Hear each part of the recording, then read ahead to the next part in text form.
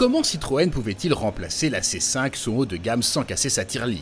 En amenant en Europe le C5 Aircross, un SUV commercialisé en Chine depuis 2017. Ça n'a rien d'infamant, tant il se révèle bien dessiné. Elle a un style effectivement qu'on a voulu robuste, d'une part, pour bien être dans le monde du SUV. Ensuite, c'est un style qui est très typé Citroën. Vous avez pu remarquer les éléments de style spécifiques à un véhicule Citroën. Le montant de baie noir, les ponctuels de couleur sur l'avant, sur les côtés, sur les barres de toit. Donc quelque chose qui signe directement un véhicule Citroën. Établi comme le Peugeot 3008 sur la plateforme EMP2, le C5 Aircross devrait se montrer très à l'aise sur route, tout en prodiguant un confort certain, marque de fabrique de Citroën.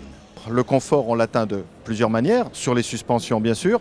Vous savez que la voiture est équipée des butées hydrauliques progressives qu'on a lancées avec ces 4 Cactus et qu'on retrouve ici sur la C5 Aircross, qui donne à la voiture ce toucher de route, ce feutré très particulier, l'effet un peu de tapis volant dès qu'on passe sur des routes un petit peu irrégulières et qui est absolument remarquable. Les sièges, qui ont une confection damassée avec une mousse d'accueil qui donne un confort, effectivement, quand on s'installe dans la voiture, totalement inégalé. Ajoutons que le coffre atteint d'ailleurs 720 litres sous tablette, banquette avancée, une excellente valeur. Le style du tableau de bord, peu conformiste, sied bien à cet habitacle, par ailleurs très bien doté en aide à la conduite. Et nous avons de l'automatisme de positionnement dans la voie, ce qui fait ce que nous appelons chez Citroën le Highway Driver Assist, c'est-à-dire que les deux ensemble font que la voiture non seulement va suivre la voiture qui la précède, s'arrêter si elle s'arrête, redémarrer toute seule si l'autre démarre, mais en plus suivre les lignes grâce à la caméra haute pare-brise. Cela dit, on regrette que la finition ne soit pas plus soignée, elle l'est par exemple nettement moins que dans un 3008. Faut-il voir là une volonté délibérée de PSA de positionner Citroën en dessous de Peugeot? Effectivement, Citroën vise le cœur du mainstream.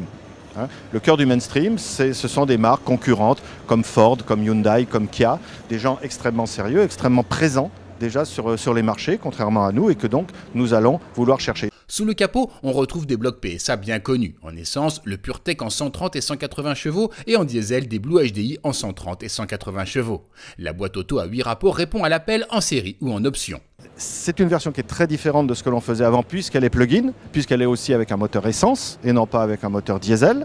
Cette voiture, nous l'avons voulu pour venir attirer les clients qui vont s'éloigner progressivement du diesel. Cette voiture, elle va être aux alentours de 50 grammes de CO2 dans les nouveaux cycles, plus de 40 km d'autonomie en mode tout électrique, c'est-à-dire que pour les trajets quotidiens, vous allez pouvoir rouler sans une goutte d'essence. Et puis, naturellement, grâce à l'hybridation, vous allez pouvoir faire du long trajet, de la longue distance, avec un moteur thermique assisté d'un moteur électrique qui sera tout à fait intéressant dans toutes les circonstances.